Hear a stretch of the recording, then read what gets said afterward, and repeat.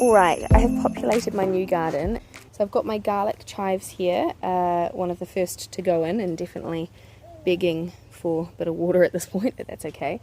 They're also fully in flower and looking absolutely beautiful. Popped some at either corner just because I think they're a stunning plant. I've moved 3 basil plants, 2 of which have already gone to seed, so it will be anybody's guess as to whether or not they take. The purple basil here has gone to seed and this one here, however this little dude in the middle hasn't, so I'm hoping that he just spreads and continues to grow. The ones that have gone to seed I'm not bothered about because they will just seed down where they are and that's totally fine by me. I've got in the back there my mint in a pot. Always grow your mint in a pot, otherwise it will take over your garden. My lemongrass, same deal, in a pot. I've got a Vietnamese mint. That one is absolutely sensational. Same deal, in a pot, and has obviously been wanting a new home for a while, and a bit of water by the looks. Down here I have a pizza thyme. Really, really nice, sweet, soft thyme. I've got a mixed herbs plant. I'm actually going to, it's a little bit deceptive of the colour right now because it's been kept in a very shady place. But if you have a look at it, it's more like a succulent than anything. It's quite furry and it tastes like mixed herbs, like that you buy in a packet. So curious to use that a bit more, and I figured if I see it a bit more, I'm more likely to use it.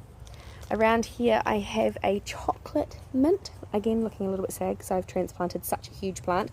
Not too worried about it. If it looks too sad I'll just cut it right back and it'll be fine. It's got a substantial root structure, and it's also spreading at the moment, so all of these little shoots will probably root anyway. Some of them already have. Basil mint has absolutely taken over in my other garden, so that's now confined to a pot. And here I have some lemon balm. Absolutely love lemon balm. I've got loads of it in the garden, and I just thought it would be nice to have a plant that the dogs aren't pissing on. I should probably stop and say I have a substantial amount of these in my garden. I use them as companion plants to, well, I've talked lots about companion plants, but if you have questions just ask me in the comments. But I use them as companion plants, but I don't typically eat the ones off the garden because we have dogs and I know what they get up to. This here is a pineapple sage, and the one next to it is a lemon bergamot, which is really nice as well. I've got a true Greek oregano here. Again, I've got oregano and oreganum all through my garden, but this one here is a particularly special one that I got from my mother, and it is just divine. So I thought if I kept that, here you go, I'll help you. I figured if I kept it in here, then at least I'd know which was which, because they look exactly the same. They taste very different though. I have a few different thymes. I've got a woolly thyme. This here, I think it's variegated, I think is the term. So that there is actually one plant, even though it's got 2 different coloured leaves. That's the same thing again. But coming around here I've got some marjoram. I've never grown marjoram before. I don't know if it's supposed to be that yellow or if its original home was just a bit sort of nutritionally bankrupt. Of course you can come up. Come here. I like to remind you guys I did all of this with these little people in tow. I've got some tarragon here, and a few little parsleys. So hopefully these plants will all do relatively well here. I'm not concerned about weeds. I was pretty thorough with the soil that I've put through, taking out all the weeds as I went.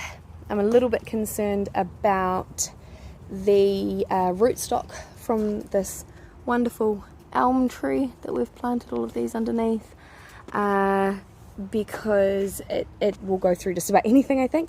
But I think as long as I keep on top of it, it will be fine.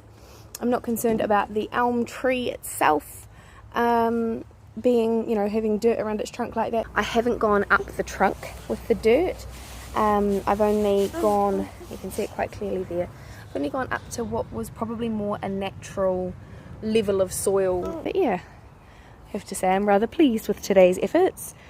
I should also say that the box that I've used for the edging is just the top tier of an apple bin. So we have a 2-tier apple bin that we've used, obviously lopped the top off, and used as a strawberry garden for our girls, so that they were able to reach the fruit, because they're just little. So yeah, we lopped the top off, and now we had this lying around. So now we have another garden. And as I say, I am rather pleased with today's efforts.